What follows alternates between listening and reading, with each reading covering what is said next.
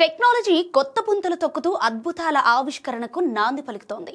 రోబోలు ప్రపంచాన్ని ఆశ్చర్యానికి గురిచేస్తున్నాయి. తాజాగా మనిషిలా నడిచే హ్యూమనాయిడ్ రోబోట్ కొత్త ప్రపంచ రికార్డు సృష్టించింది.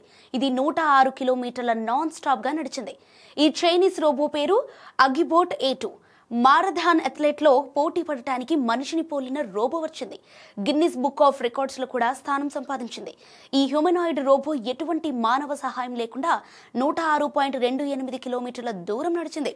అగిబోట్ A2 నవంబర్ 10-13 మధ్య సిజౌ నుండి షాంఘై వరకు ప్రయాణించింది. దాని ప్రయాణంలో రోబోట్ హైవేలు, నగర వీధులు, రద్దీగా ఉండే బహిరంగ ప్రదేశాల గుండా ప్రయాణించింది.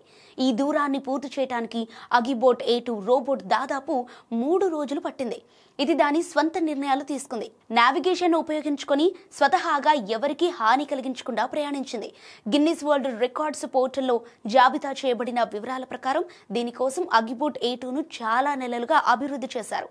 ప్రపంచంలోనే అత్యంత ధనవంతుడైన ఎలన్ మస్క్ కంపెనీ కూడా ఆప్టిమస్ అనే రోబోను నిర్మిస్తోంది. ఈ రోబోట్ దానికదే ప్రత్యేకమైనదట. మస్క్ స్వయంగా దాని అనేక వీడియోలను ఆన్లైన్లో పోస్ట్ చేశాడు. ఇంకొన్ని గంటల్లోనే ఈ వీడియోలు కూడా వైరల్ అయ్యాయి.